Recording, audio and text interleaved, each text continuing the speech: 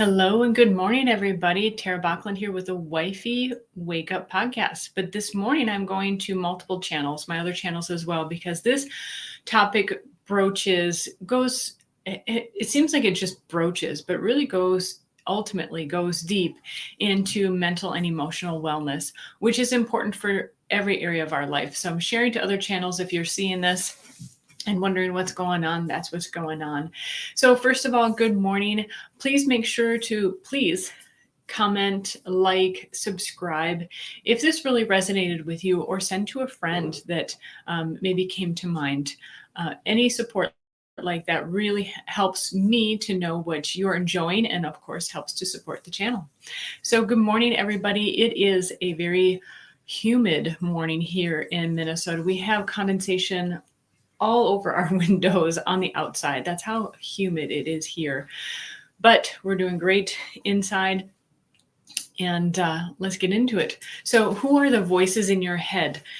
Voices, you're not crazy if you're hearing voices. We all hear some sort of voice, some sort of narrative, some sort of mantra in our head. Excuse me, just getting going this morning like usual. And these voices they do come from various parts of our life. When you really pay attention, it can be, you might hear a phrase that someone around you says consistently and you start using it. Maybe it's something from childhood.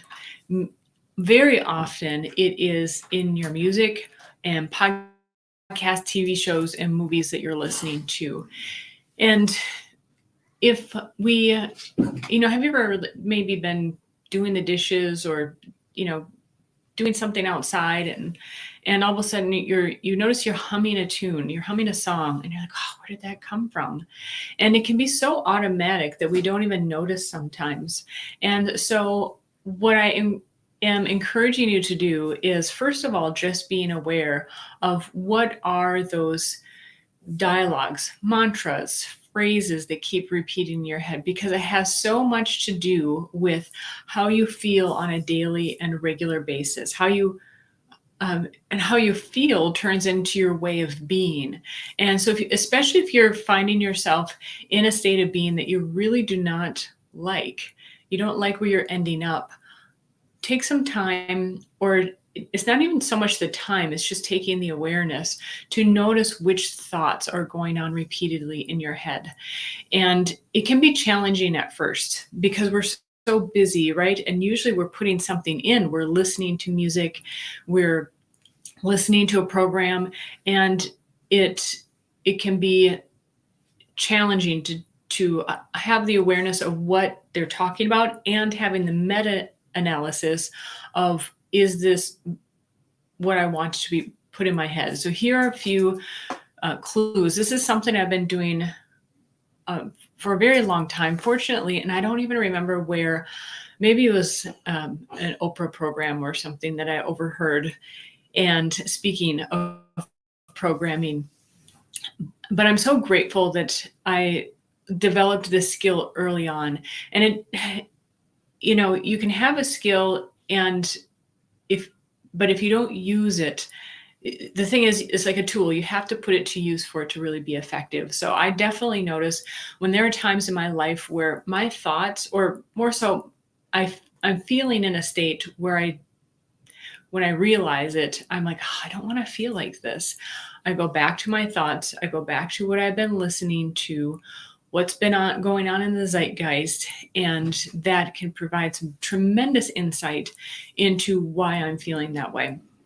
What spurred on this topic is, well, a number of things, but several weeks ago we were with our granddaughter, and she wanted us to play Taylor Swift in the car while we were together. And my husband's like, no, we're not going to listen to Taylor Swift.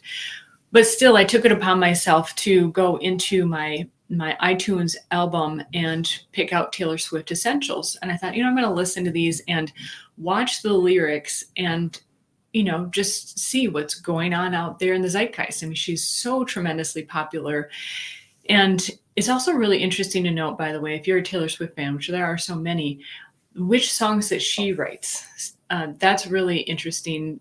As I was uh, listening and reading the lyrics at the same time, I could see who were the authors at the end, the writers or composers. I suppose they call them writers, I believe.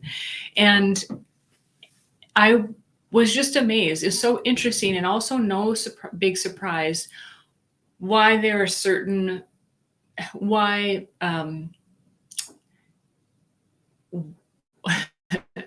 why breakups are so common, why sadness, depression is so common. It's very much in our culture, in that in the quote love songs, they're not really love songs, there's more breakup songs. So anyways, that's just a tangent, but that is a part of, I'm going to give you a 5-step process that I do now. Is really pretty automatic, but I also have to, like, if I notice myself consistently, over a couple weeks in particular, being in a state of mind, an emotion that I don't want to be in, I go back to, what am I listening to? What am I watching? What's going on around me? Who am I around? So those are things to really pay attention to, and especially your music. Listen to and be aware of the music. So that's the first step. Listen and watch. So when you're listening to something, when you're enjoying a program, you're there and you're present. What I'm suggesting is to take a meta position. So imagine yourself outside of yourself. And a helpful way to think about this too is if you were a child. And is this something that you would like the child you to be thinking, processing, taking into your subconscious? And that can really help you to filter out what you are listening to, watching. And if it is something that maybe you would not recommend for that child self, at least being aware of what's going in. It's kind of like when you have a cheat day, let's say, and you're like, I'm going to fully enjoy this chocolate cake, but I'm aware of what it does for me. So if I feel bloated tomorrow, I'm not going to shame myself because I'm doing this with complete awareness. Okay, so step number 2 is I like to observe and question. And here are a couple of questions I like to ask. Do I want what I am seeing and hearing to be my life? So especially for songs, are the lyrics that you're listening to what you want your life to be? The program, the show that you're watching, the podcast that you're listening to, do you know about that person's life? Do you feel that you know enough about that person that they have a life, or at least that aspect of life that you are taking and teaching from them? Do they have the life that you want? And finally, another question I like to ask myself is, what is the message or intention behind what I'm allowing myself to take in? And this can be more difficult because we don't always know overtly the intention of the lyricist, the person writing the song. Did they really actually have much of intention other than creating a pop hit? Is there something more underlying? So for example, every time that I'm teaching, I'm striving to teach the lessons that I wish I had learned earlier, or I'm just very grateful that I did learn, so that people who are at that point in life, they don't have to go through the struggles that I had in order to learn those lessons.